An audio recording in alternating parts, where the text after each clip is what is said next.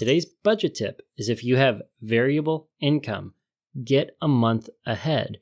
It's very difficult when you're doing a zero-based budget to take your income minus your spending, saving, and giving ahead of time at the beginning of the month and say that equals zero because you don't know what your income's going to be.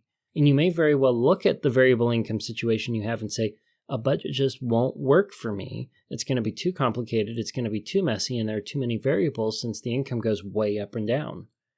And I know a lot of you are in the situation where you have a variable income, but there is an easy solution. I know that Dave Ramsey popularizes the idea of taking your worst month and budgeting off of it, and taking your best month budgeting off of it, and then writing somewhere in the middle with everything organized in priority, but that's not what today's tip is going to be about. I think I have a better way. If you get a month ahead, if your checking account is always going to be equal to the income you had the previous month, well, you can budget off of that.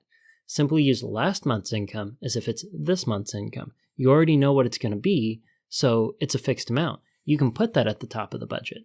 And when you're using last month's income, removing that variability, you get over the fear of the unknown. You get over the resistance to doing a budget if you have a little perfectionism in you and you're like, I can't ever make it work for me. So what's the point? Well, now you have something that is more concrete. And as you spend last month's income that was in your checking account, that's what your checking account buffer is going to be. You're going to be refilling it with this month's variable income. And if you stick to your budget, you don't have to worry about overdrafting.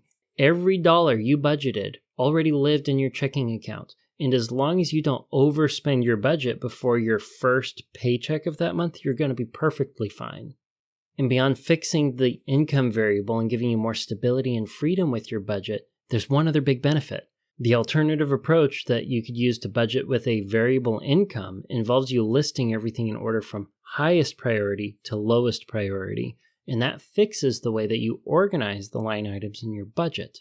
It may prevent you from grouping them in ways that I have discussed in past episodes of the podcast.